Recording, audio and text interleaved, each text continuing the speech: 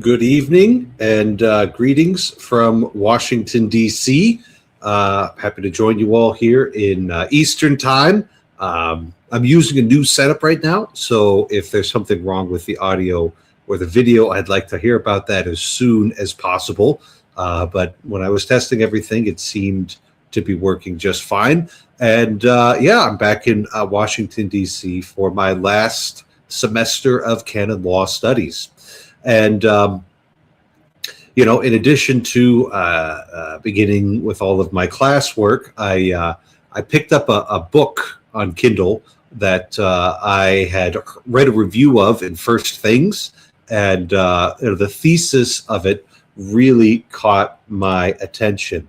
It's The Desecration of Man, how rejection of God degrades our humanity by Professor Carl Trueman. And, I know that we have a certain favor of old books on this channel, and that certainly isn't going away anytime soon. But this one, the thesis of it really caught my eye. The way that Professor Trueman explains it, he was pretty tuned in to all of this disenchantment talk that you'd hear. It's something that Rod Dreher's been on about. It's something that you'll hear from Jonathan Peugeot and a number of other thinkers in the Peterson sphere here. And he heard that and he said, well, I think the people who are doing all this disenchantment talk, they're onto something, but they don't have the full story here. And what's happening to human beings isn't just disenchantment. It's actually a willful act of desecration. It's a bit more of a strong and pointed word, one that we're not used to using in these discussions. But, what he looks at in order to come to this conclusion is the behavior of the people who are causing the most disenchantment, right? So, in the standard accounts, we've got people who are pushing a reductionist, materialist view of the world. They're not taking proper account of spiritual realities and are instead flattening everything out. And this is what leads to people feeling disenchanted, like there's no potential or possibility of the universe, but everything's just mechanically grinding away. But when you look at the people who are most in tune with these movements, the people who are actually projecting it out into the world, who are actually promoting this view of things, it isn't something that's proceeding mechanistically for them. When we look at people who are promoting these ideas, right, they're gleeful, they're joyful about what they're doing. They're giddy at the prospect that we're throwing off the shackles of the old morality, that we're banishing the Galilean back to his rightful place, that we're throwing off the oppressive weight of the classical systems, and we're entering into this new age. And it just seems to really make things click a little bit more for me. It's not like we accidentally got hit by disenchantment rays from somewhere else in the solar system. There was a big disenchantment bomb that went off near the orbit of Mars, and it's starting to come in towards us. But this is something that people have done. This is something that forces, both human and almost certainly diabolical, have conspired to do. Is this act of desecration here? So what is it then? What is it? Why is it that opposing God, right, and making, let's say, human interests and human ego the center of everything, why does that automatically lead to desecration? Well, certainly in our cultural heritage, everybody who's likely to be listening to me, you've got Christian heritage, a heritage that's formed very much by the book of Genesis. The book of Genesis that'll say, in the beginning, God created the heavens and the earth, and he created man in his own image and likeness, placed him in creation to be his legate and representative, gave him dominion over the earth, and all of these sorts of things, sort of, kind of basic Christianity there. And if you're going to be opposing, that sort of theological view of the universe, because you don't want to have, any boundaries placed on your desires or any boundaries placed on your ego, then you have to desecrate holy things. You have to, not simply, reject this as an intellectual exercise, but to go out and to mock and to destroy this. It's the only way they could possibly accomplish their purposes, the people who do this. And so, inevitably, with the promotion of these materialistic ways of thinking, there is always an opposition to divine things, which leads to the desecration of human nature. One of the things that he points out in chapter 1 of his book, and one of the ways that this desecration manifests itself, is in kind of the destruction of human exceptionalism. You and me, baby, we ain't nothing but mammals, right? And we're just, particularly intelligent apes and nothing more. That we are the product of blind evolutionary processes and all of that rot that you hear pressed at us. That right there is actually an act of desecration. That right there is something that is deliberately rendering profane what God has created holy. So anyway, I don't have any brilliant thoughts to add to Professor Truman's thesis. The second I heard about it, it immediately clicked inside of me. I thought that this was a very useful explanation.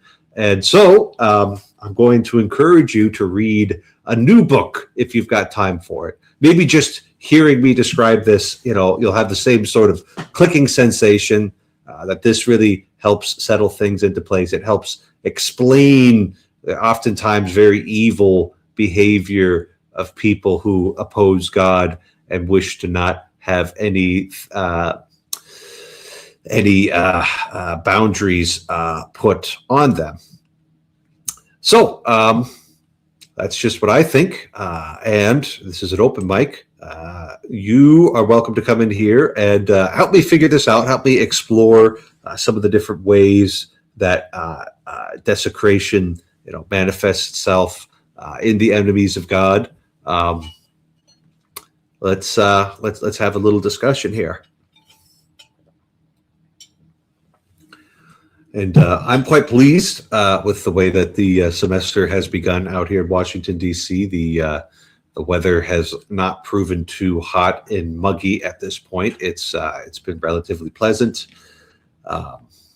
Taking a couple courses right now. One of them, the protection of rights in the church, talking about hierarchical recourse against administrative decisions.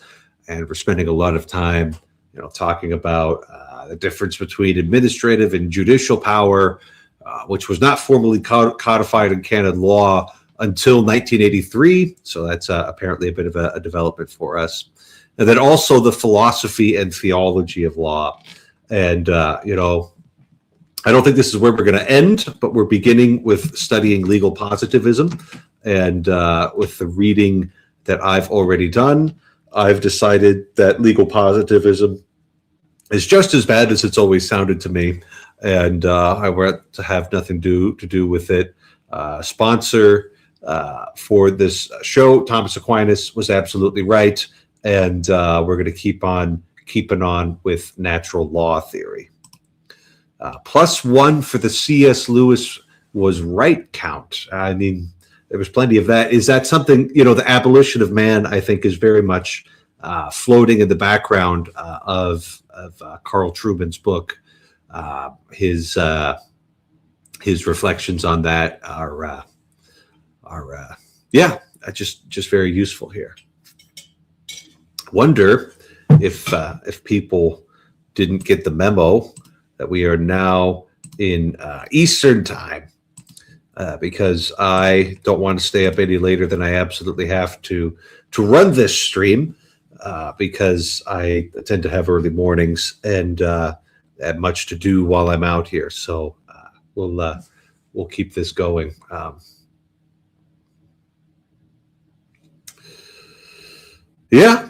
So Andrew already has a few of his books on his list to read. All right, yeah, this is my first knowing encounter with Professor Trueman, and it's proven to be a good book, and it's not like terribly long, 256 pages according to Amazon here, and so that's he's just going to come in, make a precision strike, and make his point. Hello, Super Classics. Welcome to the stream. We do this most every Monday, and I pick a topic to start off with, but it can often wander along. And yes, we do try and keep this consistent on Mondays, although it's the time zone occasionally shifts if I've shifted my time zone. But for the duration of June and July, it'll be starting at 7:30 Eastern time, and then when I go back home, we'll switch back to Central time. So you just got to pay attention, and so happy to have you on board. And this StreamYard link will bring you in here. I just ask that you have a webcam on, because people who cause trouble oftentimes refuse to turn on a webcam, and so just keeping them off the stream is a useful trick. So yeah, here we are.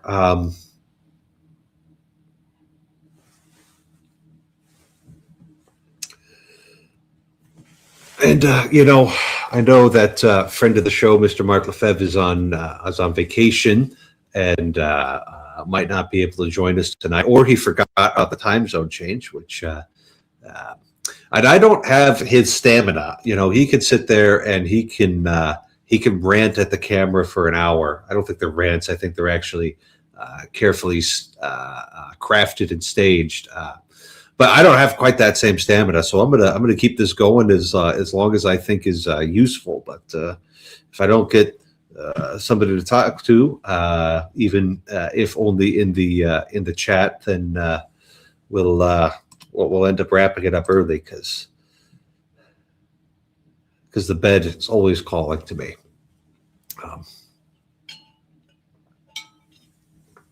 I had a rather uneventful trip out here, but a lot of people don't believe me when I say this, or maybe they don't have any experience with it. But the priesthood is really the best fraternity I can imagine. You're in a global brotherhood here, and my trip out here Tuesday to Thursday last week, I think really exemplifies that well. I've got a buddy from seminary who lives in Hammond, Indiana. And he put me up for the night. And then there was a priest I didn't even know, but who was a friend of a friend who put me up in his rectory in Pittsburgh. And so, that fraternity was very useful. And I suppose you're on the other side of the planet, Andrew, and you have to get to your coffee. But I can see it clearly in the photo that you already have a cup of coffee. So you should be ready to go. Christopher, how you doing? I'm doing all right. Figured I'd jump in and try to help save the stream for the night. So just put it onto life support, huh? Yeah.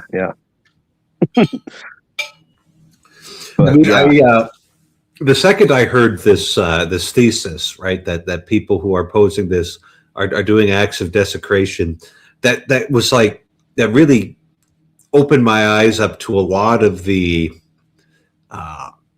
kind of the ritual aspects we see coming from some of the more extreme corners of the world, where they take all of these Christian ideas, Christian images, and belittle them, mock them. There was that big thing with the LA Dodgers with the Sisters of Perpetual Indulgence. Right. Do you remember that news story? I remember that. And it's like, well, okay, why would you even bother, right? Like what's the motivation there? But making if you're opposing God, then obviously you can't actually fight him directly.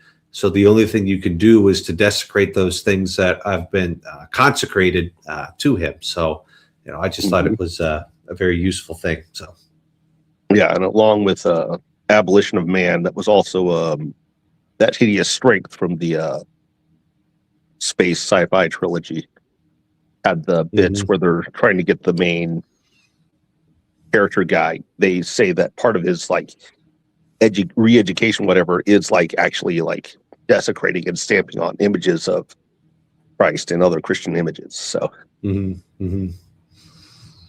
I know C.S. Lewis wrote both those at the same time or something. So, but yeah. That's now that you say that, it's obvious.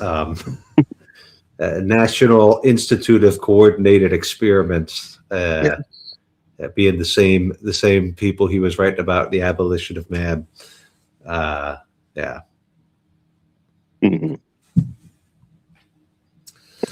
All right. Someone who works for the Washington Nationals just got busted for anti-Christian discrimination and inviting that group to the ballpark.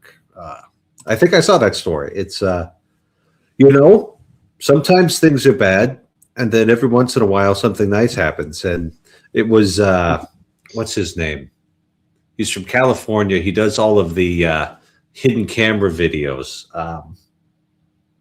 The Project Veritas guy. Yeah, the Project Veritas guy. Yeah, O'Keefe. He was the one who got some management guy at the Nationals talking about how they downplayed a Catholic pitcher's Twitter account or something like that. Specifically because of the Catholicism, and I'd never heard of this guy. So congratulations, you just played yourself. Right. Yeah. And yeah, it also brings to mind the E.K. Chesterton quote was the 2 tenets of atheism was there is no God and I hate him. So yeah, which is it's just puzzling to me, but I guess that's what happens when you spend too long in his service, is that you can't figure that out. But right. It's like you'd be tempted to think that there's actually lots of options for going wrong, but a lot of the times, no matter which way you're in is, whether it's pleasure or power or status or wealth, whichever way you begin being tempted, a lot of people just end up in the same place regardless, where they're just kind of anarchic and deeply selfish. And then if you go to hell, that's who you get to hang out with for all eternity. So note well, be careful. Yeah, it's kind of like our friend Mark Lefevre would say, might say these are certain patterns that you fall into and you can't get out of them, so. Well, with God's grace, anything big picture options there. Yeah, with God's grace, of course, anything's possible. So write that down.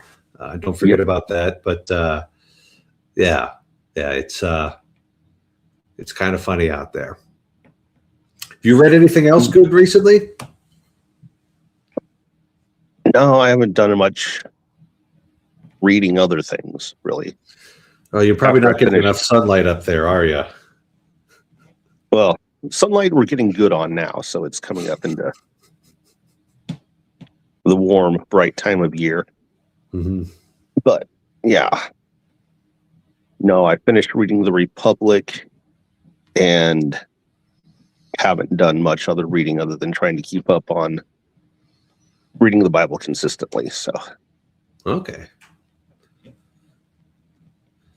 Yeah. No, it's kind of one of the nice things about being a Catholic, and especially about being a Catholic priest, is I've got two things that I'm obligated to do regularly. One of them is I'm obligated to pray the Liturgy of the Hours, including the Office of Readings. And the other one is I'm obligated to preach consistently. And between those two, like I get a decent dose of Scripture every day. nice, yeah. So keeps me honest. And speaking of honest, it's honestly nice to have you on the stream, Andrew. You've been a long time in the comments, and I don't believe we've ever actually been able to speak. Perhaps that might be true. Nice to see you. Yeah. So are you still on the other side of the world? I am for 2 more months. So this is Okay. end of July. I'll be back in the U.S. Hanging out. Okay. Oh, yeah, that's better. Maybe not actually. But yeah, so another 2 months, and my time after 5 years in Korea, I'll be done. So. Well, there's no place like home, that's for sure. Yeah, it's it will be interesting to return to the U.S. I'm not sure what home is at this point. So I've heard from a few people who've gone back that the reverse culture shock is real.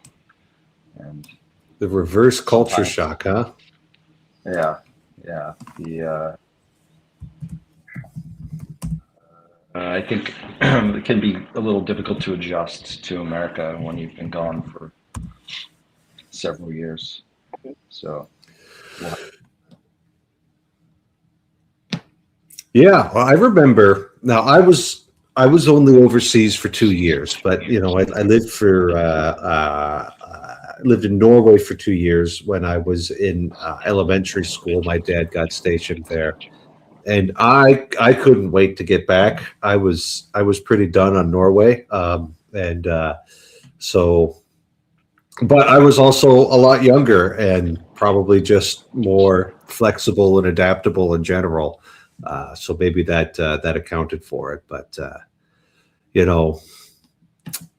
Anyway, that was the way I felt. I think I actually kissed the ground when we landed in Minneapolis. So.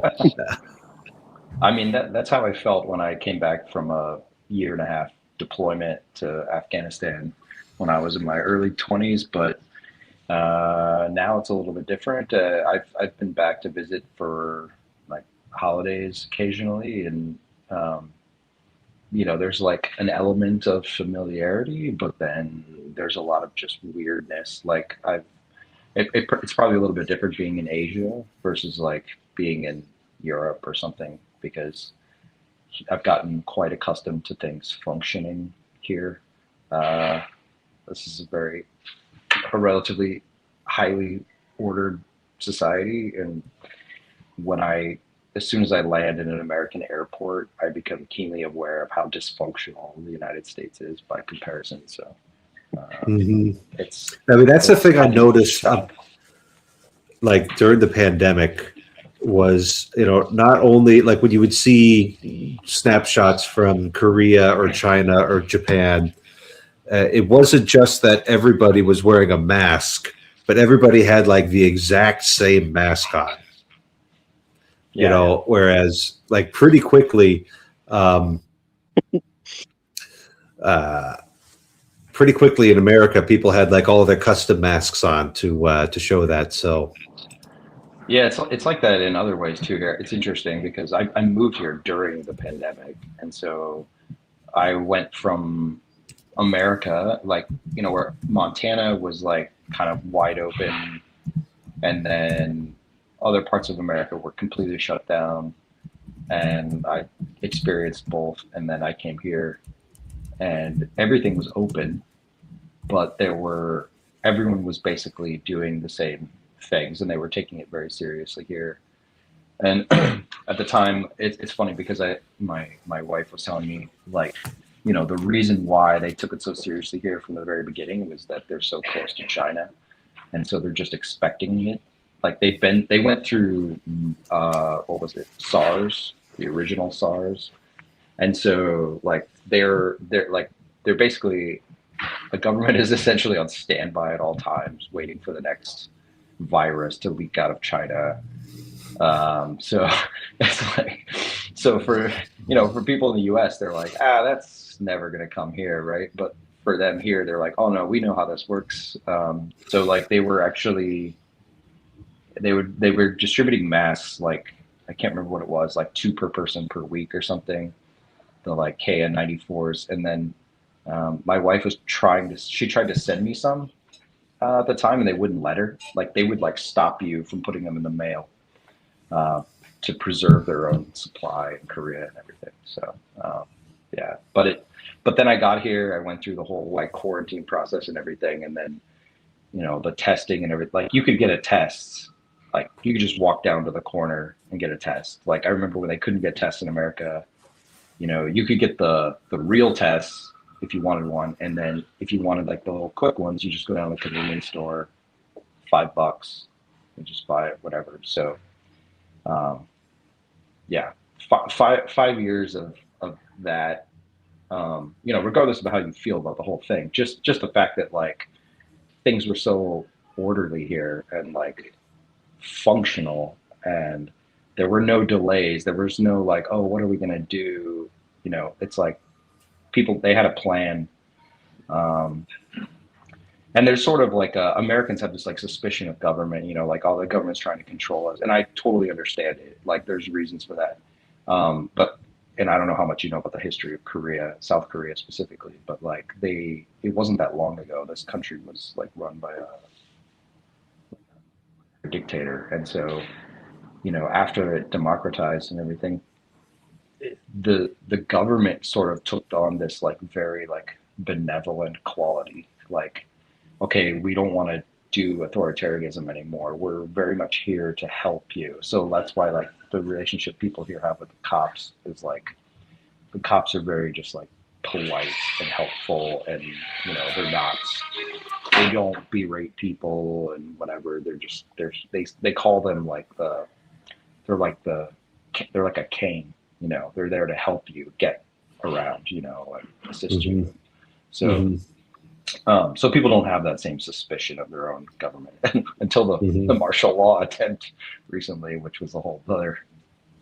But isn't it? I thought I had heard that like every president of South Korea for the past 20 or 30 years or whatever had ended up in jail at the end of their term. Yeah, that's true. That is true. Yeah, they all end up going to jail for corruption or something.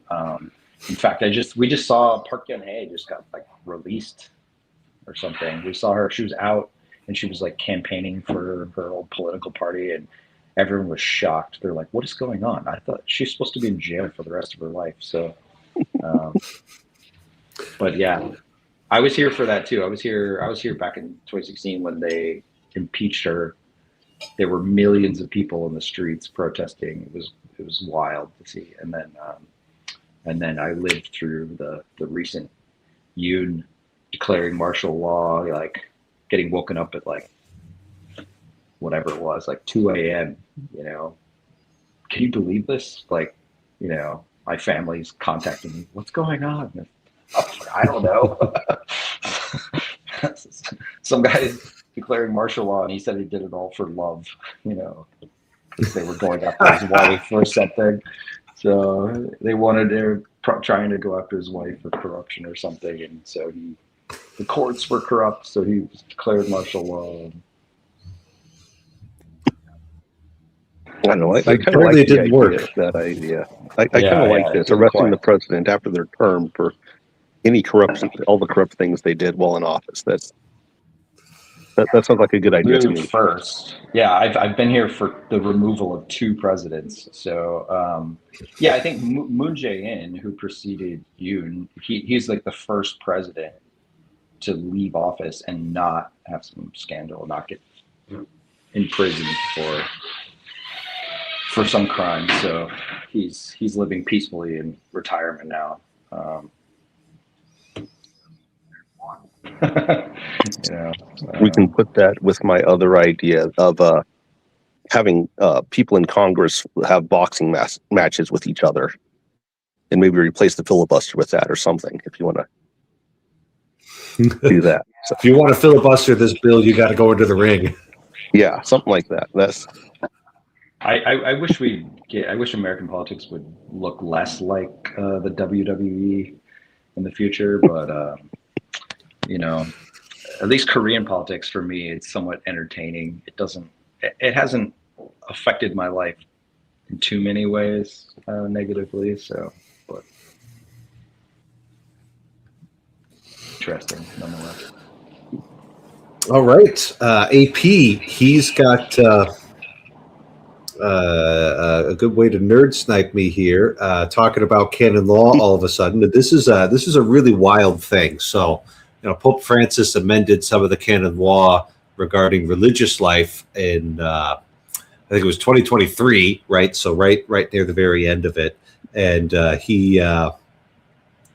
it was something about procedure for dismissing members from a religious institute, and that's a very serious kind of thing. If you're dismissed from a religious institute, you're no longer in there, and they no longer have to support you. So it's a pretty high level bar, and it only gave ways of the superiors along with the council to do this for autonomous monasteries.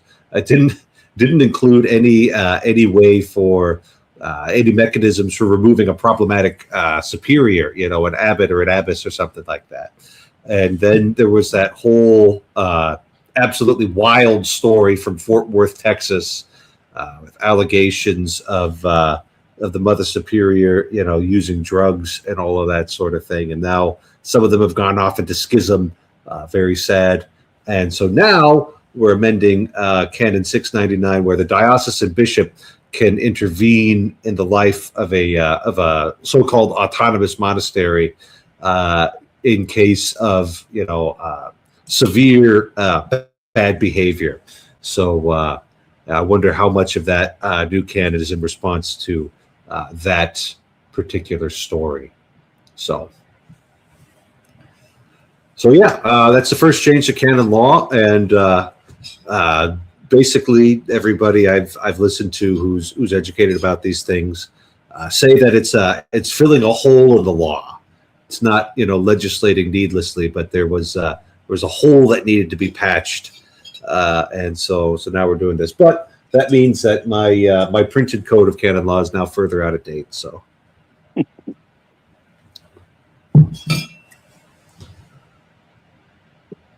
Yeah, and you're in your last bit of schooling in DC, you said, this year, right? Yep. I've got 2 classes here in June. I've got 1 class in July. I need to finish my thesis, and I need to pass comps, and I need to do all of that by the end of July. So hopefully we're able to make this all work. Eric Seitz, Esquire. And then you'll be an official JCL or JCL. Juris Canonicis Licentiae. So a license in canon law. The licentiate is a level, a degree that only exists in the pontifical system between a master's and a doctorate. So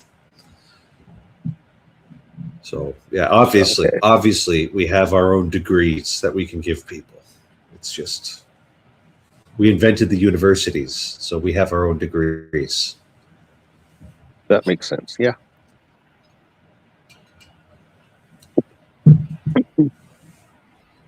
Very cool. Hello, Jim. Hello. Long time no see, Father. Yes, yes. Welcome back to the live stream. Yeah, you're going into summer. We're going into winter. Mm-hmm. Mhm. That's what you get for being on the bottom of the globe. Yeah. Oh, out. Oh, it's got its positives and negative things, I suppose. Yeah. I'm very happy. My son has arrived last Friday from London. The eldest son, and with his fiancée. So they're here in Sydney. Actually, they're up the coast at the moment. Wine country. So I'm very happy for him. That's his fiancée. She's Irish, as I said before. But anyway, so I'm enjoying him. I haven't seen him for a couple of years. Well, that's great news. That's great news. Is the Yes, sorry. Go ahead. Sorry. is the wedding going to be in Ireland, England, or Australia? Well, $64,000 question. My other son is getting married here in Sydney. He's got his. I've got 3 boys, and the reason he came over, it's his birthday actually, and so I do not know the answer to that question, but my other son is getting married in February next year. They actually are seeing the priest, etc., here in Sydney. More traditional priest, not no. Nothing wrong with that. Nothing wrong with that at all, as far as I'm concerned. You know. He's a lovely priest. Actually, he's from Philippines. He's a beautiful man. But anyway, to my liking, you know how I am, very conservative, pre-Vatican II. Don't like this. Now I'm getting into danger. All right, I'm gonna go there. I'll shut up. It's perfectly fine. It's perfectly fine to have an appreciation for old things. Yeah. In fact, around here, we should be encouraging that, as far as I'm concerned. Respect for tradition, the democracy of the dead, and all of that. So, yeah, that's great. That's great. 2 weddings in 2027, it sounds like. That's very blessed. It's very blessed, God willing, yes. Yeah. So, I've taken over. Please. No. It's the conversation drifts where it needs to. But we started off the live stream talking about a book that I'm reading by Professor Carl Trueman called "The Desecration of Man." And the thesis of this is that if you're going to oppose God and place yourself against his natural law, his ordering of the universe, what you necessarily end up doing is desecrating the image of God on earth, that being human beings. And you could do that in lots of different ways. It could be kind of a Darwinistic reduction of man to the status of an animal, or transgenderism, where we just consider our bodies to be Legos that we can rearrange however we like, or the flip side of that, transhumanism, where we're going to expand our capacities by melding into machines or something like that. So I just found that thesis explained a lot of behavior that is oftentimes very disturbing. So if you had anything you wanted to say about that. Well, I haven't read I think it was the encyclical by the Pope on AI just recently. But I didn't have a chance of looking at it. I don't know whether any of you had a chance of reading it. No, I spent most of the last week in a car driving, so I could get here. So I didn't have I don't have a Tesla, so the car won't drive itself. So I had to hands on the wheel and take care of it.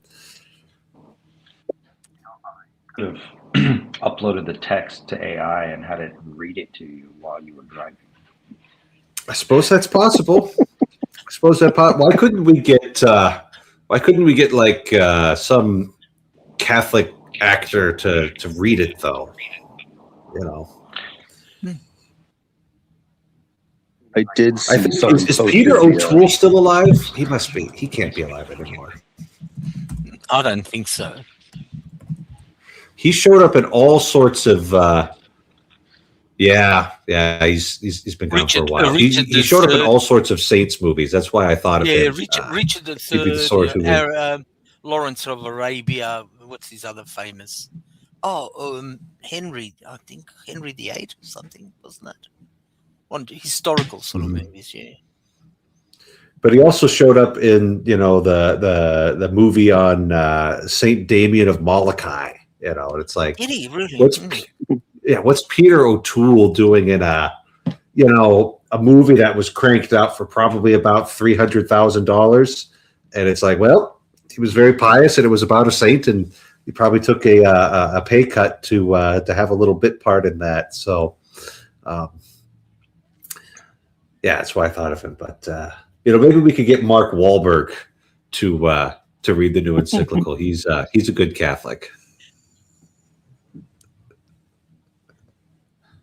Is he a recent convert? Isn't he? Wasn't it? No, Mark Wahlberg. He grew up Catholic, and I'll tell you what I love about Mark Wahlberg. Right, is I don't really know what he thinks about anything, and that's exactly what I want out of my Catholic actors in Hollywood. Right, he'll say, when I've got the time, and I often do, I'll stop by a Catholic church on my way to the studio. And I'll take a few minutes in prayer in front of the Blessed Sacrament, and then I'll go on with my day. And it's like perfect. That's what we want to hear from you, man. That's exactly the right. That's the kind of signal that he's qualified to give. Basic advice that everybody could benefit from hearing. So I like Mark Wahlberg. I know he doesn't have a whole lot of range as an actor, but he's Now apparently the Mormons are complaining that AI models are biased towards Catholicism. I suppose if these AI models are properly tuned and properly trained in all of the different technical aspects about having the mathematics all interact with each other, then even they might be able to pick up on the truth of Catholicism that's embedded in our language. But the Mormons, they're just not old enough to get entrenched in the data. Or would it be too trollish to suggest that even AI can't hallucinate Mormonism? I mean, very nice people, very silly beliefs. Somebody, or when I think it was ChatGPT was just released, somebody, I can't remember who, but I saw they went online. They asked it to give the most likely Christianity, and it went through all the evidence, and it came up with Catholicism. And I remember thinking, oh, that's kind of funny. I didn't expect that to happen. I thought, ChatGPT would have given you, oh, none of these, or there's no evidence for any of these, or whatever. But it actually gave a very, very sound logical arguments for why most likely, if you're trying to pick between all the different versions of Christianity, the one that's most likely true is Catholicism. Which is interesting. Like, I kind of wish Mark was here to give us a technical explanation about how that might happen. But the cool thing about Catholicism is that you can find, Catholic writings in just about every language imaginable, right? So certainly all of the major European languages are going to have Catholic writing and Catholic theology. You're going to have Latin, so it'll be trained on a lot of Latin. And then, as far as I know, in training these big LLMs, they put every piece of human written media they can possibly get their hands on into them in order to make it work properly. So, obviously, I think the Catholic Church is true, but just like it might just be a matter of the sheer volume of data in there, coherent data as well, right? So it would reinforce certain connections over and over again in the matrix of relationships versus extremely. You get very fragmented signals out of Protestantism because there's at least 40 different types of major branches of Protestantism. So they can't have a coherent signal in that. So anyway, that's just me thinking out loud. Reminder that I only kind of know how these things work. So yeah, I can't imagine a computer model likes the disunity of the systems of Protestantism, I suppose. So I should ask it what it thinks of Calvary Chapel or something like that. As I said earlier, I think many occasions, it's been about 500 years since the Reformation, and they still call themselves Protestants. You think about now it. there are certain American evangelicals that reject the title Protestants. They'll say, "No, I'm just a Christian," and there's at least a coherence in that. Well. Actually, Father, do you want to hear something real quick about that? So when I was raised in like evangelical non-denominationalism, whatever, I would have said Protestant. What's that? Like, I didn't even know it was from the word protest. So, but when I was in the Army and I had to deploy, they give you like dog tags, ID tags, right? And it has your name, your social security number, it has your religion on it. I had to choose from a list. And I was looking for like Christian or whatever, and it did not exist. So they're all, the major denominations, right? They're all there. The only thing I could find that fit sort of was Protestant - no denomination.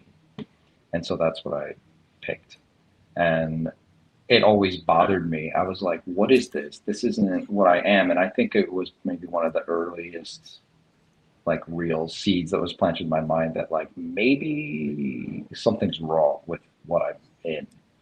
So, but I always thought that was funny that like I would never call myself a Protestant, but the Army forced me to be a Protestant, to call myself one.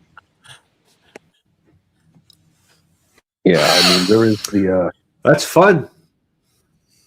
There is the Baptist talking point that we were like the real church, that in the Catholic Church like was like we actually kept Christ's teachings all the way back. The Catholic Church veered off and did their own weird Roman stuff, but therefore we weren't Protestants because we didn't protest against the Catholic Church. We were, outside of it from the beginning, but that always sounded to me like we're just the hipster Protestants now. And like we were anti-Catholic before it was cool. So that my read on the whole thing. But yeah. But on that point, as you said, there's approximately about 40 denominations, Protestant or inverted major families of it, right? Major. Like when you hear that, that and all that, yeah. When you hear that talking point about the 40,000 different denominations, the way they get to that number is they count every non-denominational church as its own denomination, which on one hand is like okay, I guess you could see how you would get there, but on the other hand, it's not what people mean by denominations when they're talking. And most of those non-denominational Baptists, or I went and did it. Most of those non-denominational churches are some flavor of Baptist anyway. So you could justifiably, clump them in with the Baptist tradition, and then your numbers go way down at that point. And you can, so 40 is still way too many. I'm all about that one Holy Catholic and Apostolic Church. But there's no need to use unfair rhetoric, I think, when you could just win on the facts. So, but isn't that? Oh, go ahead. Sorry. Oh no, I was just going to say, I think, but isn't being some flavor of Baptist does not prevent them from splitting very so I was in one of those churches and it was not very big and it split in two over disagreements. And so while it might be somewhat unfair, in some ways it is sort of accurate because you had one church, they were some flavor of Baptist, and then because of a disagreement about something, they now want nothing to do with each other. And I sort of think well, okay, they would, again, they're gonna say, no, we're not in a denomination, we're non-denominational, but now you have two non-denoms, that want nothing to do with each other. I'm like, okay, well, what is that? You're just a standalone church. You're not affiliated with anyone. So I don't know how should we categorize? Well, there's no unity there. But because if they believe fundamentally the same things, it's like, well, why don't you guys just get back together? They were like, oh no, we would never do that. So I'm not sure what to do with those. Right. That's my thesis from a Protestant land here is that us Protestants are just like marginal or fringe Christianity. And so we can go all kinds of ways and also spiral into the Gnostic pagan heretical cults around hippie Jesus, which is also a problem. It definitely looks like that from outside the United States, more so.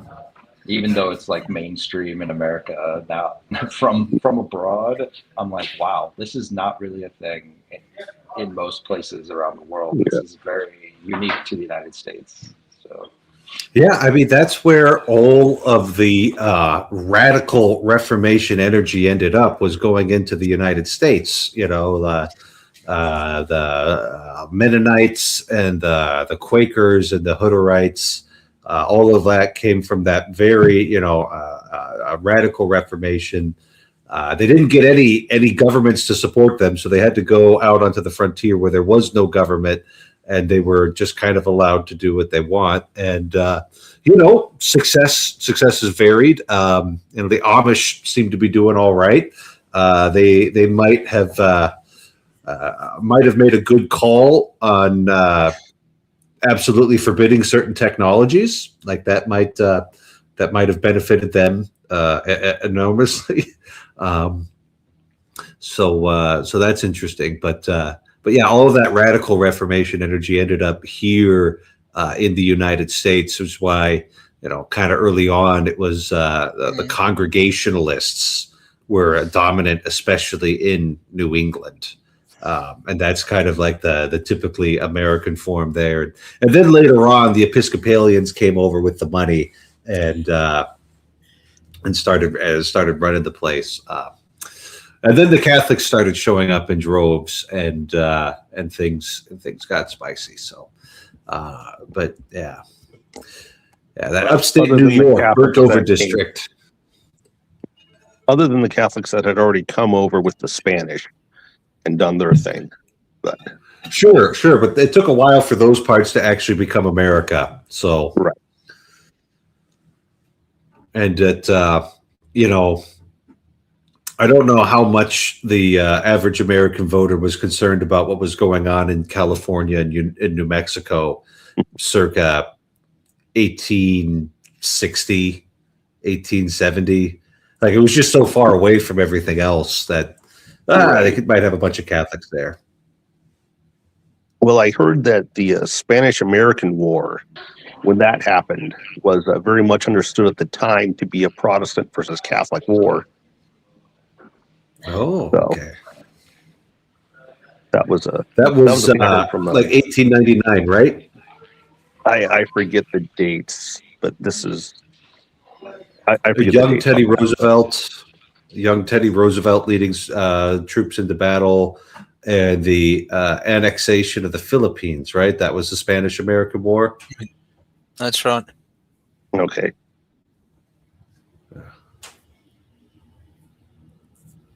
Yeah, Jim says so. I believe him. No, God. No, the problem which I have with Protestantism, not problem. There's no. It's the wrong expression. The issues I probably have is Protestants are much better versed in the Bible. They know their Bible back to front, literally. You know, Sometimes, chapter, verse, but I'm generalizing. Now, as I see the problem, and it's sola scriptura, basically. If the Bible is your connection to God. Okay, you do not need the hierarchy, papacy, the priests, etc. And the problem is in interpretation, I think. Mm-hmm. As I mentioned, I think I mentioned it on many occasions on this stream, is each person when they read their Bible or whatever chapter or any sort of literature has it conjures up in their mind certain images. That's part of words. If I say a word, and everybody has different meaning. A good example would be, a contemporary example would be 40, 50 years ago, 1950s and 60s, even early 70s, saying the word gay to an elderly gentleman now in their 80s or 90s would mean being happy. Now, if you say a word gay to a normal person, it conjures up different images. And that's part of etymology, the source of the words. And Protestantism, all these splinter groups as I see it, is I don't like what your interpretation, therefore I'll go down the road and open up my own congregation. Thus 40,000 plus and increasing. So if I put that in a sort of a perspective, I would ask myself as a Protestant, I would say, look, there's something rotten in the state of Denmark, to quote Shakespeare. How come all of these people are claiming to have a direct connections via the Bible to the Almighty Jesus? Again, I'm not a theologian by any stretch of imagination. Again, I very, very poor in theology. But just common sense, that's what I'm putting forward in every man's language. Even if you're an atheist or an agnostic, not a Catholic, I would say, well, there's this institution called Catholicism, for better or for worse. It's got its nasty history. It's got its good history. I mean, universities we have, it's a Catholic invention of the 10th century, 11th centuries. Thanks to the church. I mean, different times. I'm not going to brag about it, but what I'm getting at the current point, especially America being a Protestant country, is I would question as an impartial person, that don't have to be a Catholic or a Protestant, I would question the whole idea, whether it is a true church, by virtue that I, as an individual with free will, can determine and I can claim to be right. And the Catholics rely on our history, culture, and magisterium. 2,000 years. Whether it's good or bad, that's a different issue, different topic. So, I'm sort of just trying to be impartial in the sort of historical sense. Sorry, my phone is going off. I will have to disconnect for 5 seconds. I've got to answer this. We'll take you back when you're ready, Jim. Don't worry about it. Some people, it's tomorrow for him, so he might have to work. Yeah, Christopher, you're kind of the minority here. You're surrounded by Catholics right now, so yeah, that's fine. I will say as a former Protestant that I don't, I think I read Carlos Ayer's book Reformations, which is like that thick, and it's fascinating. It's an amazing book, and I really didn't understand the Reformation or Reformations because they were all happening simultaneously, right? And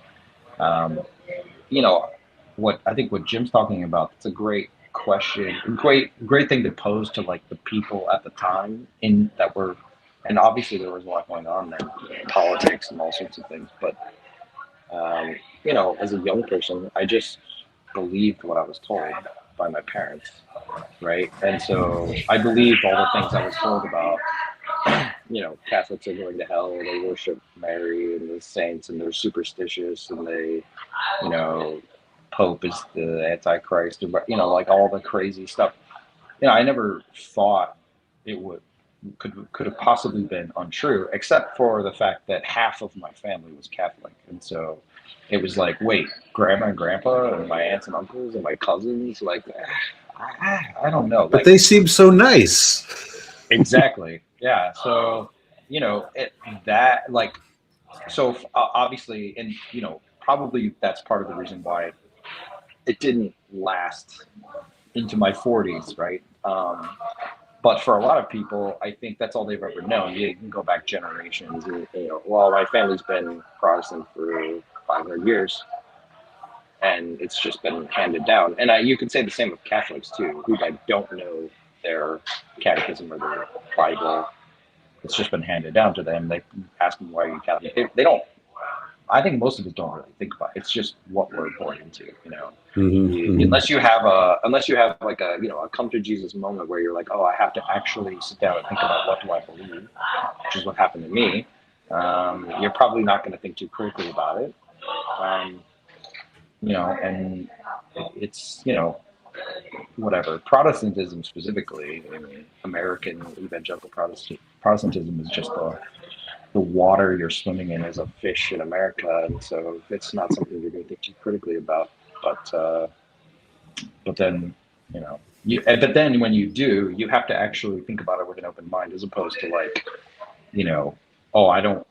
I'm thinking of it as if I'm defending the thing that I was raised in, which is that was, I went through that phase too of like, no, these people are wrong. I just have to defend, as opposed to like, like when I went to university, I knew I can't be open-minded. These people are going to try and corrupt me, whereas had I been a little more open-minded, I probably would have learned something, had my own ideas challenged, but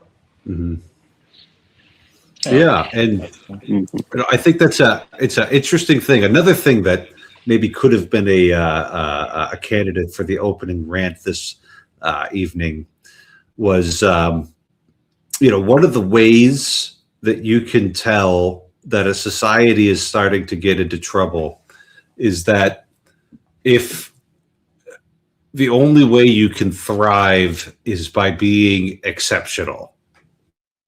Like if your society is operating the way it should, then being just kind of like really, and I'll say this in the best way possible, really simple about how you're living your life, that's actually a sign that your society is working really well.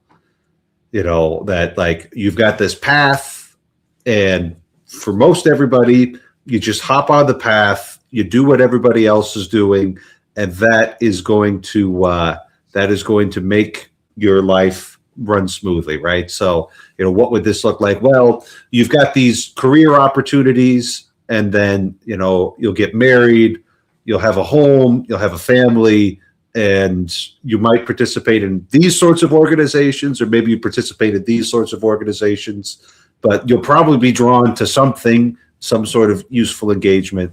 And here's your religion. Everybody in the town's that religion, and you could just go about your life and live simply. Like, that's actually a really good place for a society to be in when it provides that sort of guidance, right? And in another, live stream, I've pointed out how the only, universal guidance we can really give people that's going to work is most people should get married and have families. I'm an exceptional person, right? And like, really, if your society's functioning properly, if you're going to be an exceptional person, that's going to be harder. And that's fine.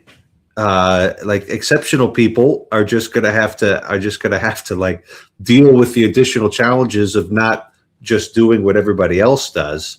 But if you're living in a society where only exceptional people are really able to thrive and do well, which I think is kind of what we're bumping up against right now, kind of your standard cultural guidance for people is just corrupt and depraved, and fighting against that is making you kind of exceptional. It's just a sign of things not going well there. So I'm sure that related to something that you had said, Andrew, but I can't remember how I got off on that tangent. Maybe, what it is we shouldn't be putting people in a position where they have to question, what their parents told them about how the world works. Anyway, that'd be nice. I have to interject. I have to go. Work calls. Enjoy your stream. Unfortunately, I cannot listen or participate, but I'll have to finish on a note. The beauty of Catholicism, as I see it, is take up your cross and run with it. It'll be a very heavy cross, and it's not, those evangelical people. All you need to do is, Jesus saves. Just believe in Jesus. No. To me, Christianity, in particular Catholicism, is very, very challenging, and it's getting used to the hard yakka facing life, preparing us eventually. Sorry, work calls. Thank you very much. We'll catch up on another occasion. Thank you. Bye. You take care, Jim. Right. Good to see you.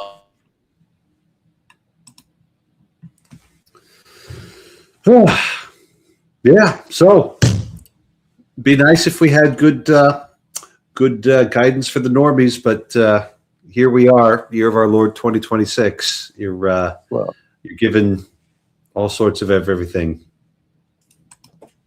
Well, I mean, and a lot of times today, people don't want to be normies, which is a separate problem. So, yeah, honestly, now that I am where I am, it's like, if you can manage it, being a normie is a good thing. Makes your life way simpler. I can't manage it, though. I must overcomplicate things.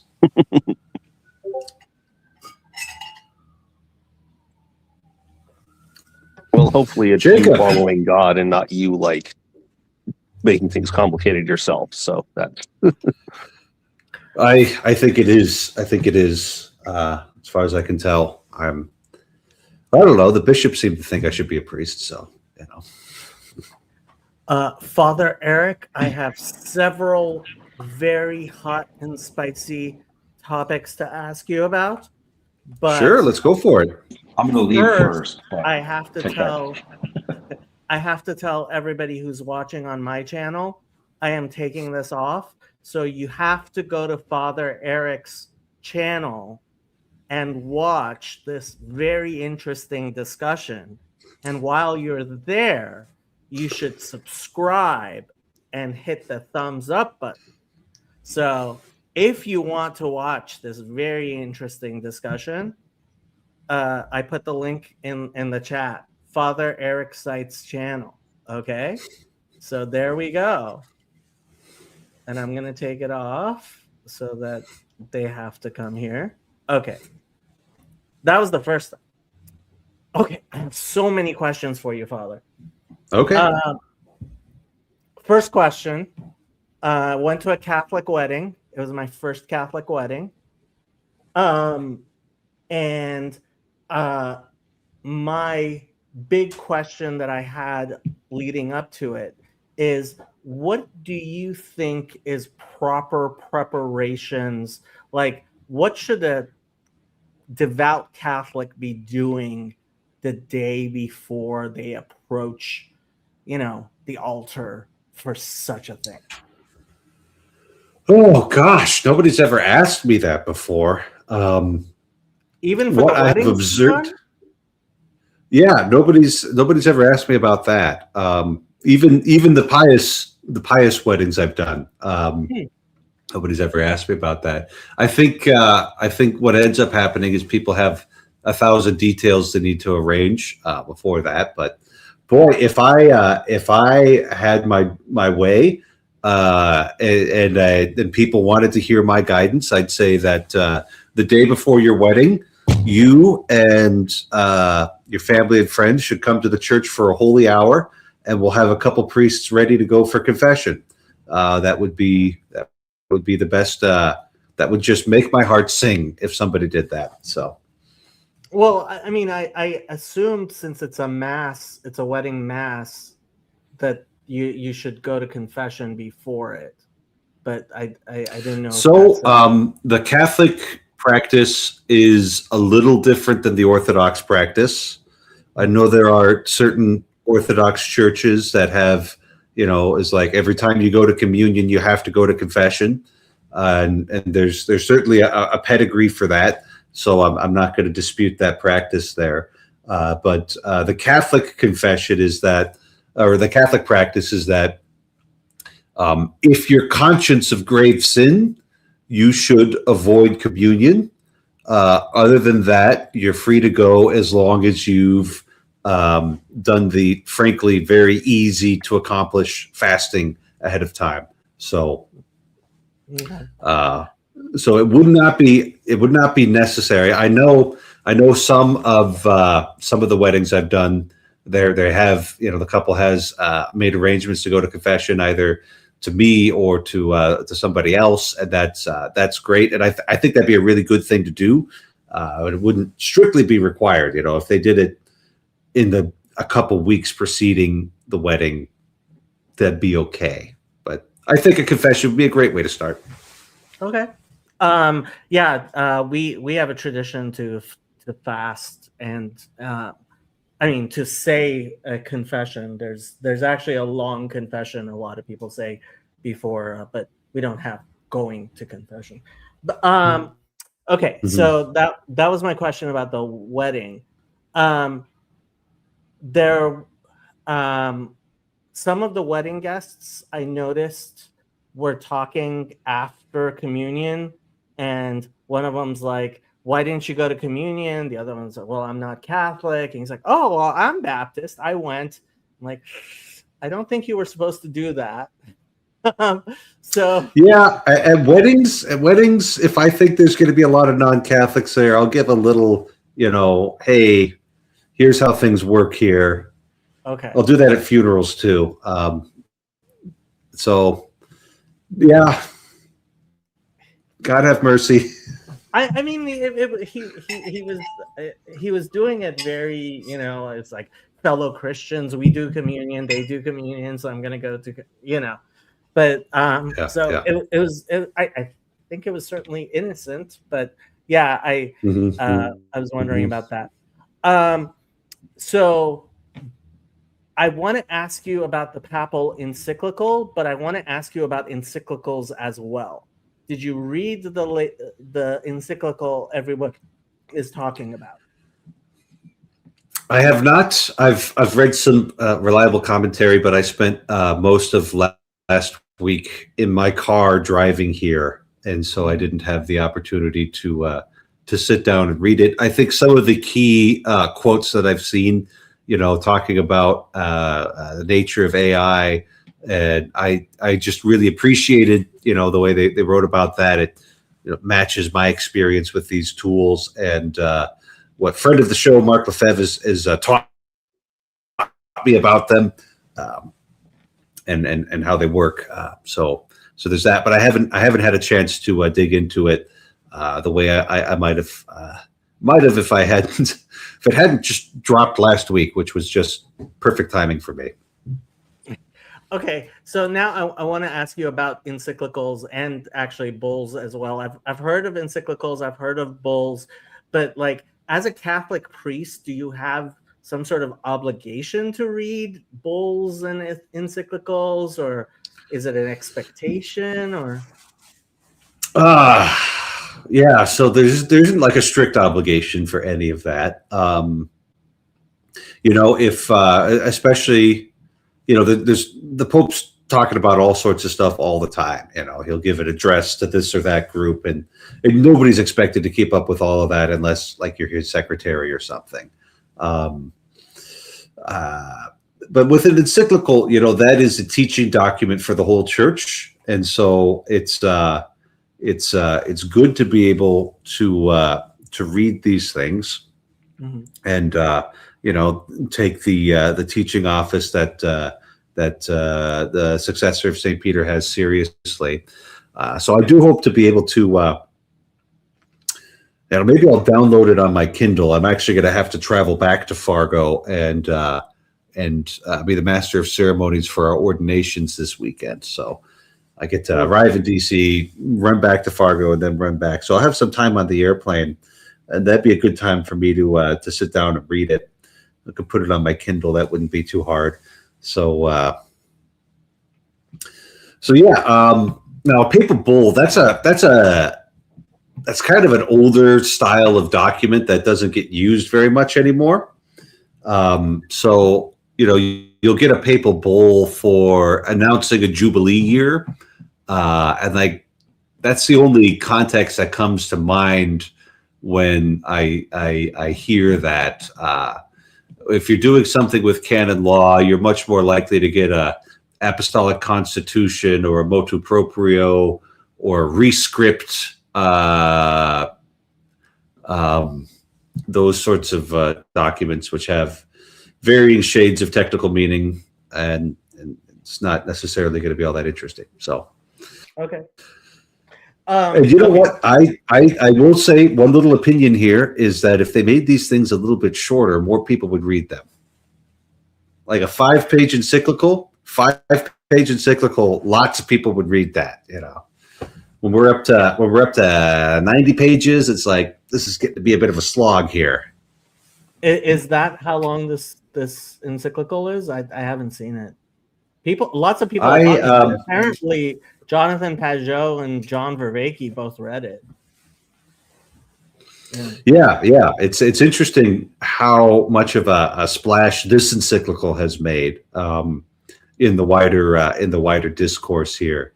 Like I saw this video of it. It was just like it was like a TikTok or whatever, and it was like, we're getting the girlies together. We're going to read the Pope's new encyclical, and they were like sitting on the porch and had their drinks, and they were just going over it. I'm like, and just kind of having fun with it, but like apparently that sort of thing's actually happening, and that like.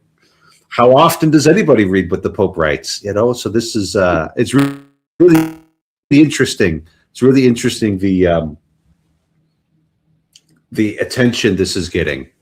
Like the I got it all. Like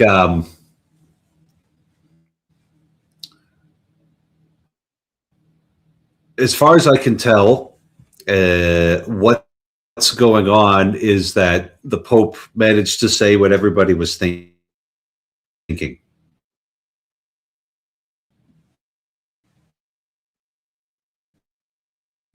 Okay. Did we lose StreamYard is I hope not. But I think it was your connection. Am I back? You are back. Yes. Yeah. I don't have Ethernet connection here, so I just gotta put up with the Wi-Fi. So anyway,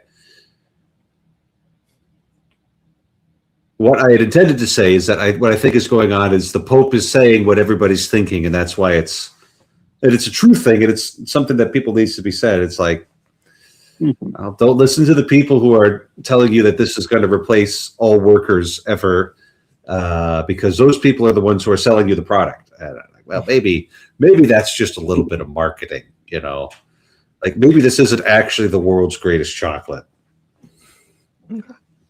Okay, now So- I'm going to get hot and spicy. I need a canon lawyer for Okay. this because for years I have been following the whole SSPX thing, and apparently it's due to explode once again. And not being a canon lawyer and not knowing which canon lawyers are actually people you could trust.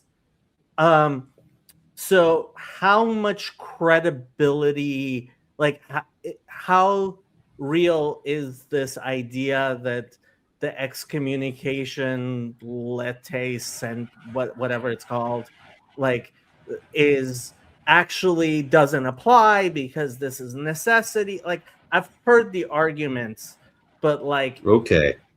are these arguments, like, which ones actually Well, hold water?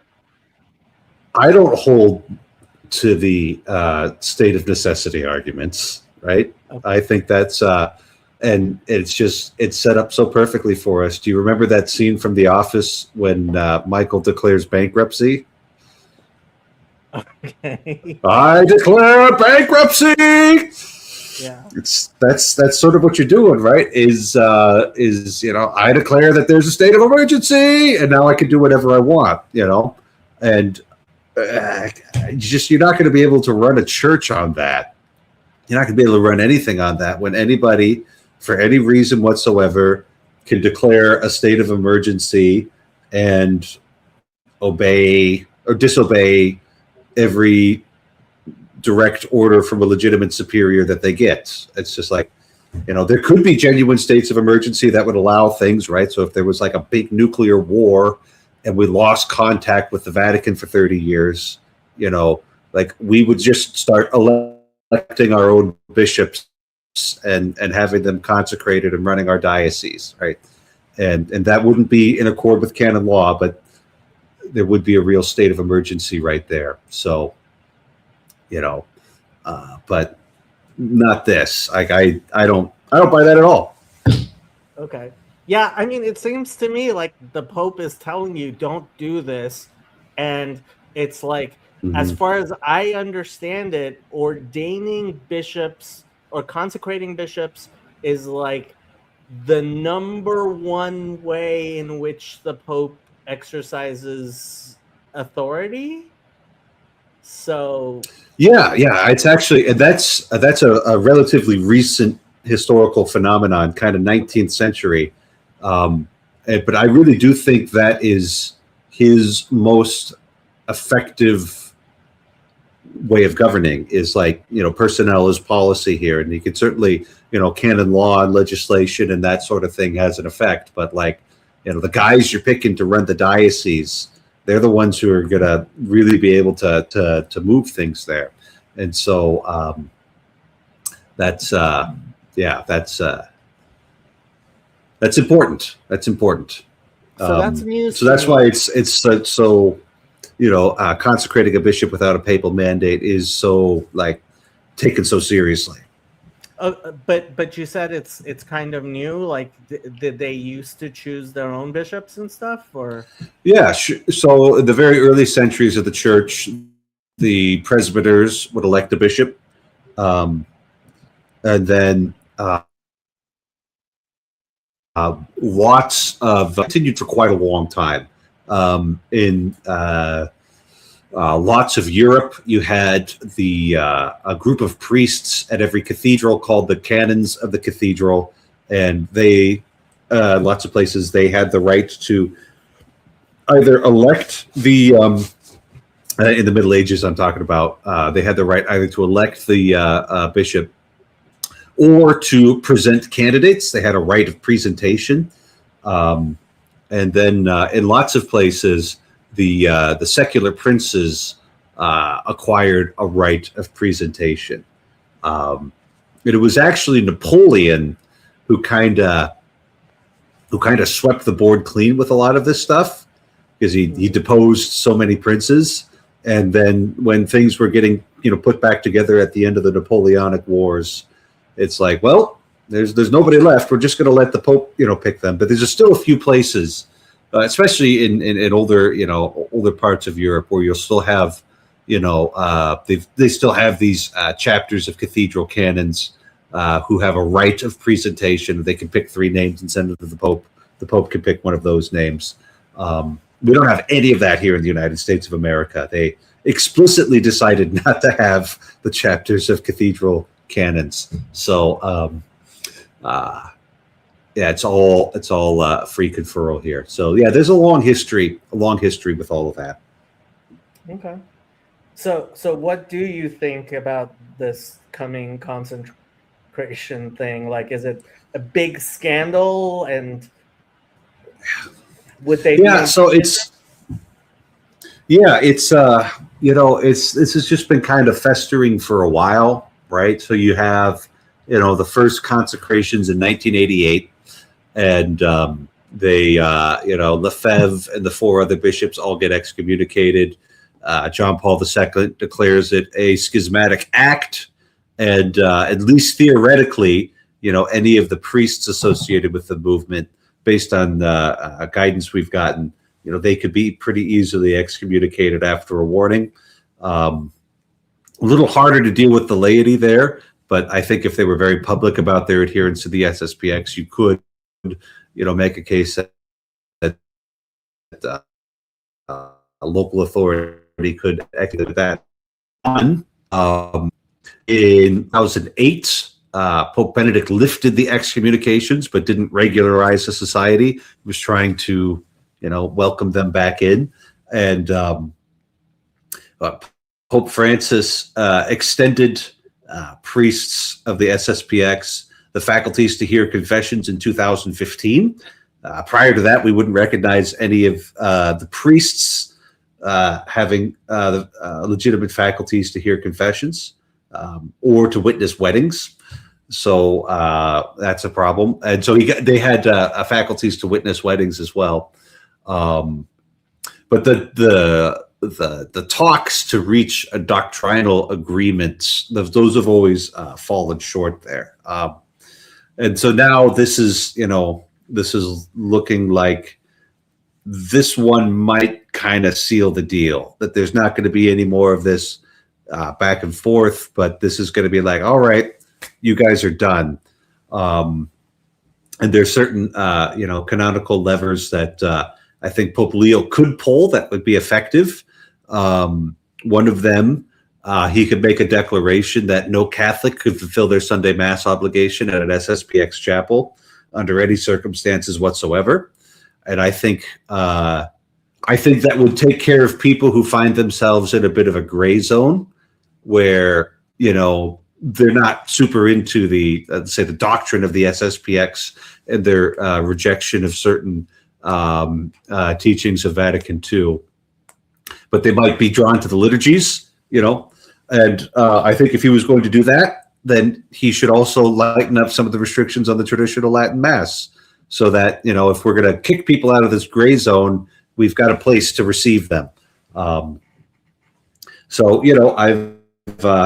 been somewhat vocal on this channel about me not thinking that the restrictions of the traditional Latin Mass that Pope Francis put in 2021 were wise, and it would be better if they were done away with. And as far as I can tell, the illicit consecrations that are going to happen on July 1st are providing all the occasion that Pope Leo needs to do that, and to say why he's doing that, and to not have that look like a direct repudiation of his predecessor, which many commentators have noted, and I think quite rightly, he doesn't want to do. He doesn't want to just completely. He wants to be. He stated this over and over again. A unifying and calming presence at the apostolic see. So that's a lot of what I think. I hope some of that was useful. It's all very interesting stuff. By the way, congratulations! This is your final semester. Yep, my final summer, and hopefully by the end of July, I'm all done. Got some extra letters off of my name, and can not be in school anymore. Did you order the green cassock yet, or? I haven't gotten there yet. That's. But I do want that cassock with the green piping. It's just the green piping, right? So most of it will be black and have like black button or green buttons and green piping around the edge. It'll look really good. When would you wear the cassock with the piping? So if you're following the rules, you would only do that during an academic procession. Okay. So, and that most commonly occurs during graduations. But I can imagine, anytime I would. So when you're judging a case with a panel of judges, which is the ideal, it's called a turnus. You got 3 judges there usually. So I can imagine myself wearing that for turnus, just because I've got it and I'm doing canon law stuff, and nobody's really going to stop me, and it's not going to hurt anything. So I'll just put the green piping cassock on and wear it while I'm judging cases. So is your tribunal like a rabbinic court where there has to be at least 3 judges, but one of them is considered the main judge? It's so there are certain cases that can be heard by a single judge, and fortunately we don't have to do that in Fargo. We've got enough personnel and not too high a volume of cases where we need to do that. So the ideal and what's very commonly practiced is you've got 3 judges, you've got a presiding judge, you've got the ponens and a collegiate judge. The ponens has an interesting job, is that he needs to bring a written opinion to every case that they're going to judge, and have that as the basis of discussion. And when the 3 judges have voted, he's the one who puts their opinions down in the definitive sentence. And I think the presiding judge ends up being the one to instruct the case and organize the meeting there. So I don't know what it's like on the inside of a turnus yet, but I've got all this theoretical knowledge about how it could go. So, okay. So are you most likely just going to start out as like the colleague and then move on to ponus and then president? So those depending on what case it is, those roles can move around fluidly. Okay. So you might be opponents on one case, and then a presiding judge on the next, and then a collegiate judge on the next. I see. There is the office of judicial vicar, who is runs the tribunal, and he's got a lot more of that, kind of authority on how to run these things. He's assigning the judges to the cases and that sort of thing. That's something that you usually, work up to. So I probably won't be that for at least a matter of years. Both the bishop and our current judicial vicar think you need to have some experience as a pastor before you have that job. Otherwise, guys won't take you seriously. So, but all 3 of the judges have to have the license you do, or okay? Mm-hmm. Yeah, okay. Because in a rabbinic court, only the Av Beit Din actually technically has to be a what's called a dayan is the ordination for being a judge, and he can appoint anybody to be his 2 fellow judges. But yeah, that's interesting. It's really interesting that you bring that up, because it wasn't really that long ago where people without the licentiate could be priests without the licentiate could be collegiate judges.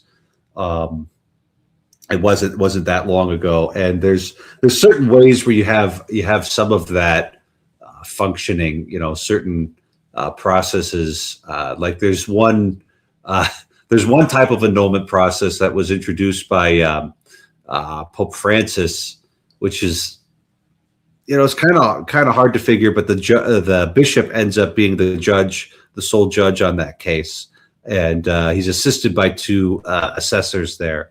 But if he can't come to moral certitude, it just goes to the regular process. So anyway, Okay. Yeah. Now the big questions. That video, I was wondering.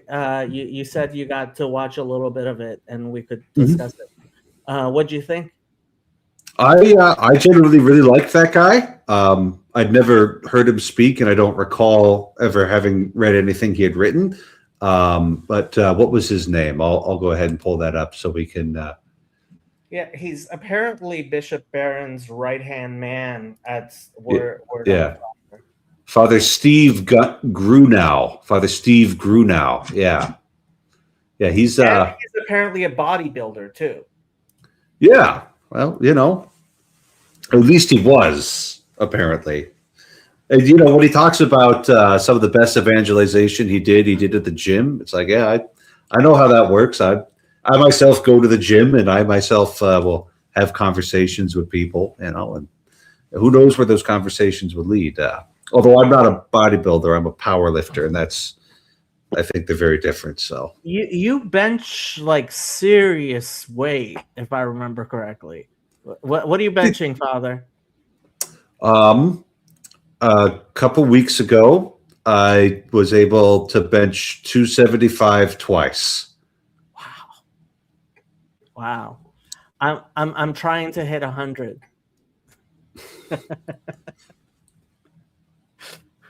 Wow. Yeah. Yeah. What do you think about what they were talking about in terms of because obviously our channels are much smaller than what they were talking about, but a lot of the stuff they were saying, they were talking about in terms of why you do it and the dangers of it. I was like, oh, I really wonder what Father Eric has to say about this stuff. Yeah, no, honestly, and I've said it on this stream before, is there's a reason why this is all kind of low effort. Is if I gave myself into this too much without somebody else being there to notice things and call it out, I can totally imagine myself getting sucked into the algorithm, sucked into the A/B testing, and clout chasing. We can say that, right? It's not hard at all for me to imagine that. And so making this just kind of a little bit slapdash, a little bit cheap, we're not gonna spend a ton of money on this. Just make sure we've got the next degree of a StreamYard account, and if God wants to do something via the algorithm, he's certainly free to. But otherwise, I'm just gonna do it at this level here. I think that's a nice safe way to handle this. And I think that's I got the sense that Father Grunow and Bishop Barron are good friends as well, and they can speak frankly with each other about these things. In addition to him being the CEO and Bishop Barron being the founder and all of that.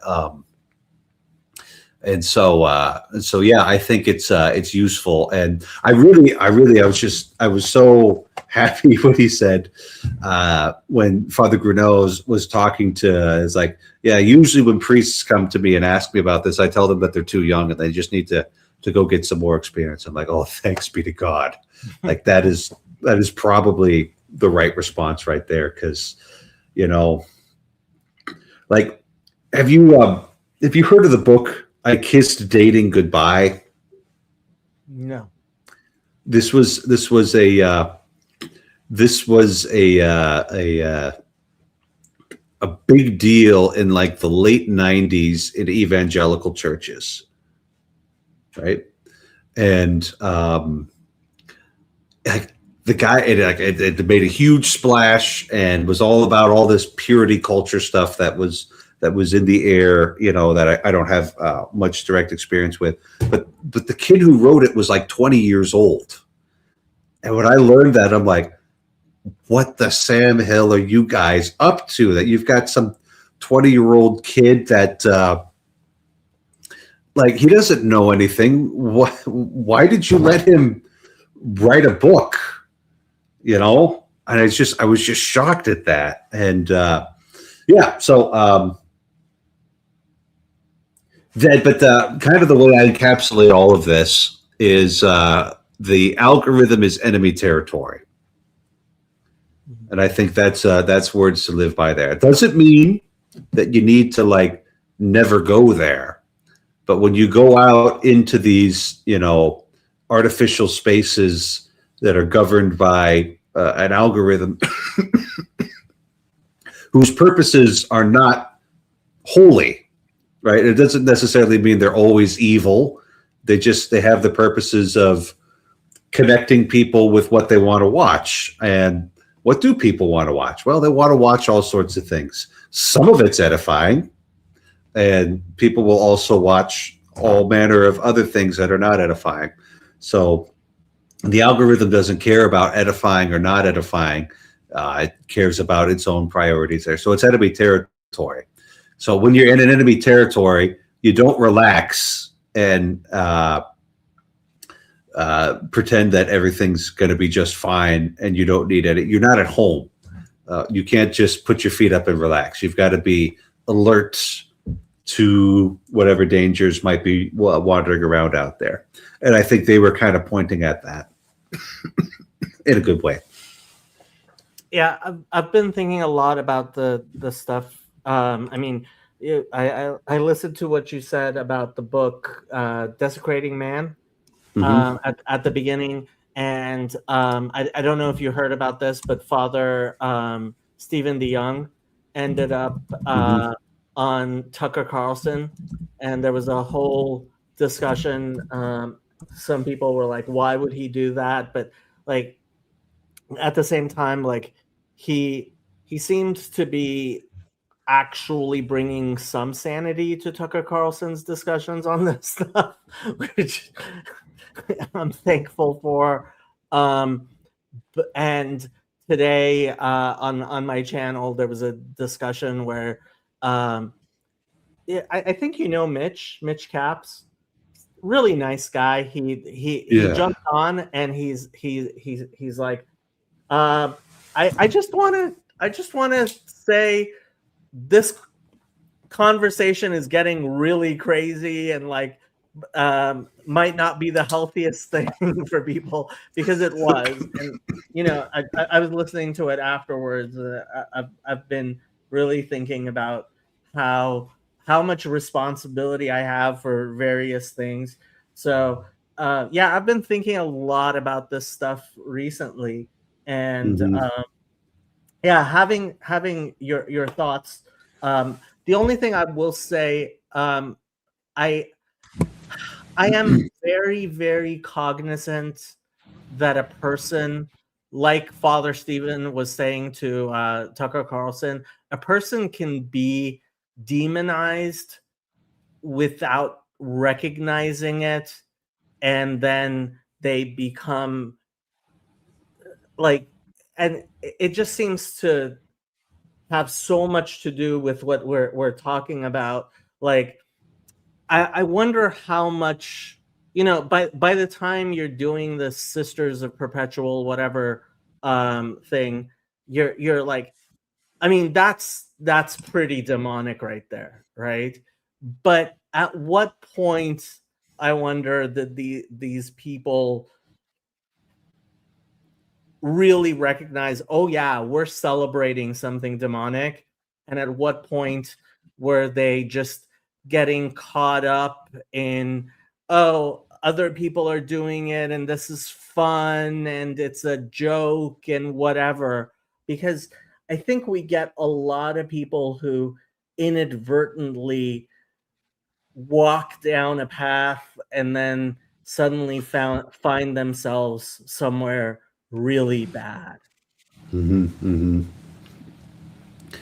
Yeah. So I did You broke up a little bit there, so I'm trying to make sure that I'm responding to the question that you're actually asking. But there was something about your stream today where the conversation was getting a little out of hand. Yeah, it did. Yeah. Yeah. I'm just I have to always worry about myself. Mhm. Like, okay, I think I got into this with good intentions, but at what point am I looking at what's going on and going, as good of as intentions as I may have had, this is something I need to dial back and refocus and realign. Okay. Yeah. So when I look at what I'm up to, right? Consciously, I'm trying to, bring the Catholic intellectual tradition into this YouTube space, hopefully in a place where people can engage with it who might have heard something from Bishop Barron or, Pints with Aquinas or something like that. It might want to talk to me about it, right? That's kind of the goal. That's why we keep the lights on here. Sometimes we're just in Uncle Mark's tech garage, and that's fine. That's part of the cost of keeping the lights on here, and it's interesting.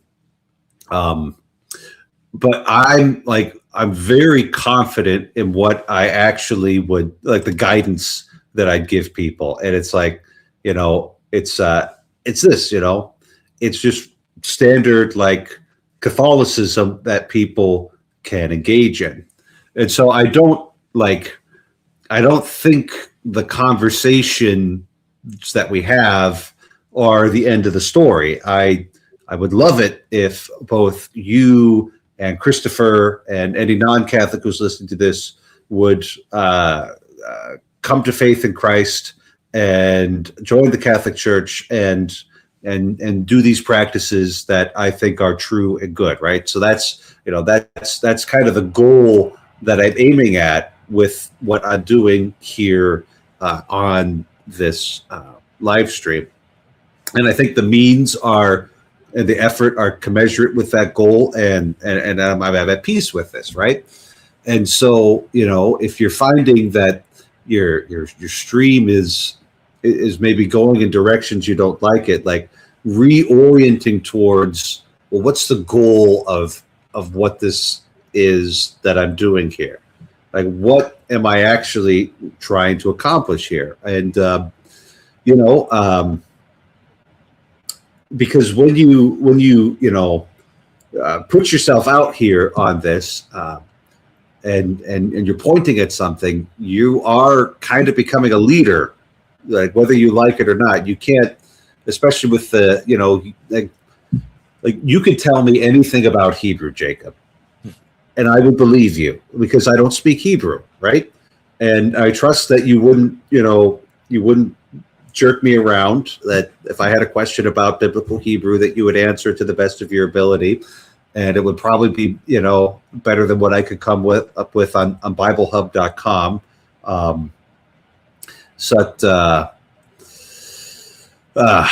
So yeah, like assessing, what is it that I'm pointing people towards, and one of the advantages I have with being a Catholic is that we're like McDonald's. You got a Catholic church, in just about every county where everybody's going to be listening to this. They would have some opportunity to engage in a real life community here. But this is something I've noticed about, you're talking about this Noahide idea is, and maybe my critique of it is you don't give people like a ready-made communities to engage with and practices to do to draw them closer to God. Usually I tell them to go to a Catholic church. I mean, that's what I do. Right. And so that's great. That's great. But if you're going around telling people they can be, God-fearers and keep the covenant with Noah, it's like you got to give them something to do. And if you're telling them that's possible and then not giving them, you're tying up a heavy burden and not lifting a finger to help them carry it. So anyway, that's my random thoughts. that you prompted. So You hope it's helpful. you reminded me of another question I had. So one of the things that the other Father Stephen mentioned was that Bishop Barron was focusing on the beautiful, and because he thought that the truth and the good could be controversial, but the beautiful generally isn't. But now It slips past your defenses. Yeah. but now he finds that actually people are like battling on the beauty Mhm. thing, which I found to be really interesting, and I wonder. Oh, do you remember that whole like Jordan Peterson Sports Illustrated swimsuit edition thing? Yes. You know, it's like, you know, on the one hand, like I don't want to put any more attention to that whole ridiculous thing than it needs to be, but on the other hand, and like, you know, this is a thing that I get into with church architecture a little bit, and I think is a trick that like communist architecture was playing on people, right? Maybe we can move into architecture and it'll be a little less spicy. Is like you just put these horrible sculptures up, like every university in the United States, with the exception of a couple of really small conservative ones, they just have horrible sculpture everywhere. And then like you have to look at that and you have to admire it and you have to say it's beautiful. It's part of that desecration talk that we started off with, but it's also just like, you know, like that's kind of a lever of control right there. If you can force somebody to look at something that's just horrid and ugly and say, "Oh, this is wonderful art. It's revolutionary," you know, then you can just like you just like destroying their humanity so you can put whatever you want in there. And so it's no surprise. It's no surprise that people are trying to do that, and but like I'm not sure how effective it actually is on somebody who's not an intellectual, right? Like if religion is the opiate of the masses, then Marxism is the opiate of the intellectuals. Because like I think a lot of art school, and maybe Sally Jo could fill us in on this, but I think a lot of art school just like trains you to not believe your lying eyes, and you know, like bad art schools. I mean, I'm sure there's good ones out there if you can find them, but like, you know, saying, oh well, you know, all art is judged on its political merits, you know, and its ability to affect radical social change. Is like, well, no, really, does the painting look good or not?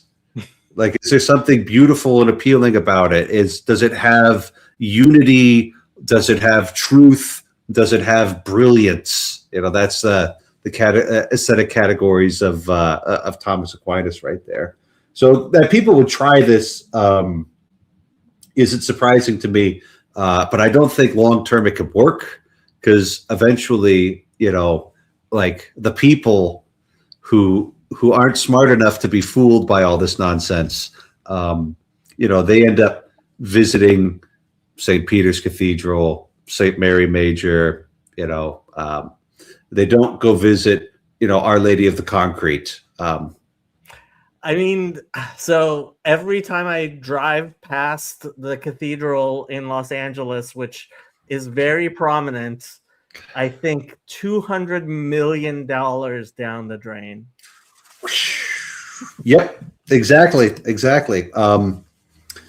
Catholic podcasters suggest that Catholic podcasters on YouTube should have a spiritual director for their podcast who watches and listening to their program and gives them direction. I have a spiritual director, but he doesn't watch this, and maybe that's a lacuna right there. But it's an interesting thing. I do have a spiritual director that I check in with, and I think that would go a long ways towards taming people's worst impulses there. So, yeah. Sorry, Father. What was that? You said lacuna? Lacuna, yeah, that's a hole. I've never heard that before. Yeah, it's you know, there's lots of words that you probably haven't. It's used because it's a Latin root. It's used a lot in canon law, right? So we could say that Pope Leo just patched a lacuna of the law on Canon 699, and that would be, anyway. Yeah.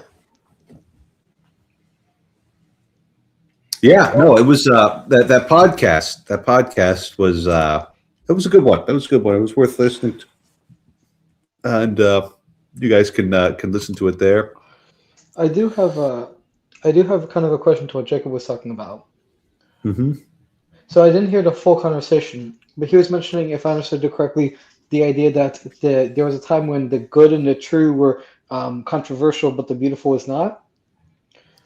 Yeah, so it's this is Bishop Barron's strategy in his internet engagement, which I think is a good one. There was that he really, he made it a point. Like, certainly he was going to be teaching the truths of Catholic doctrine, and he was going to be holding up, good moral examples and that sort of thing. But really making sure that he was focusing on the beauty of these things, because if you can bring the truth and the good in with a consonant beauty as well, and the beauty will move you in a way that, if you've already got your mind made up about the Catholic Church, let's say, just telling them true things might encounter a barrier in somebody. And his idea would be that the showing beautiful churches, listening to beautiful music, making sure that a documentary like Catholicism was beautifully produced would avoid those barriers coming up in people. And so that's why you get the Word on Fire Bible, and it's just gorgeous, right? It's just like a beautiful text to read. He's really leaning into that, and it works well for the internet because, hey, it's a visual audio medium, right? So I think he understood the tools he was working with very well, and deserves the status that he has. And God bless him. We'll pray that his zeal for the house of the Lord increases day by day. Amen. Yeah. Well, I was curious, is there any writings you would recommend for learning Catholic aesthetics in general, or Thomist aesthetics in particular? I mean, Thomistic aesthetics, like, I can give you the basics right now in about 2 minutes, and then we can wrap up. Yeah. So first off is it doesn't seem that Thomas Aquinas ever directly taught that beauty was a transcendental quality of being, and he may have followed Aristotle in considering beauty to only be a property of material beings. So just keep that in mind, although that point is debated by some people. When Aquinas talks about beauty, first, there needs to be a certain truth to whatever painting this is. It needs to represent something real and something that actually exists. And when he's talking about truth, it's got to be something that your mind can recognize, right? So this would rule out the Jackson Pollock, paint splatters. It's like he's just kind of throwing paint at the wall. There's nothing true about that. Whereas, even, instrumental music has something for your mind to consider, even if it's not reducible to a propositional form right there. So that's what he means by truth. There needs to be a unity in the composition, such that the central theme of it, or whatever truth it's trying to communicate, is all properly contained. So if you look, here's an egregious example: the Star Wars prequel trilogy, right? The especially number 2, Attack of the Clones. A lot of people criticized the love plot between Anakin and Padme as a plot tumor. Like, it really didn't move the story forward. It was just it didn't cohere with the unity in the rest of the plot there. So that's a simple way to that. And then there's got to be this clarity, or I think you could also translate that as brilliance, right? And that's kind of the ineffable part, right? Because it's easier to articulate, things like truth and things like unity, but that brilliance that makes real art shine. That's where kind of the intuitive human qualities come out in it. And you want to know what? If this is a ridiculous Philistine take on art, then I am a ridiculous Philistine, and being a ridiculous Philistine is a good thing. And I'll tell you what this ridiculous Philistine is about to do. This ridiculous Philistine is about to go to bed because it's dark outside, and that's what a rational creature, even a ridiculous Philistine, would do. So why don't you guys have a blessed evening, and I'll see you all next week. See you next week, Father. Very good. See y'all.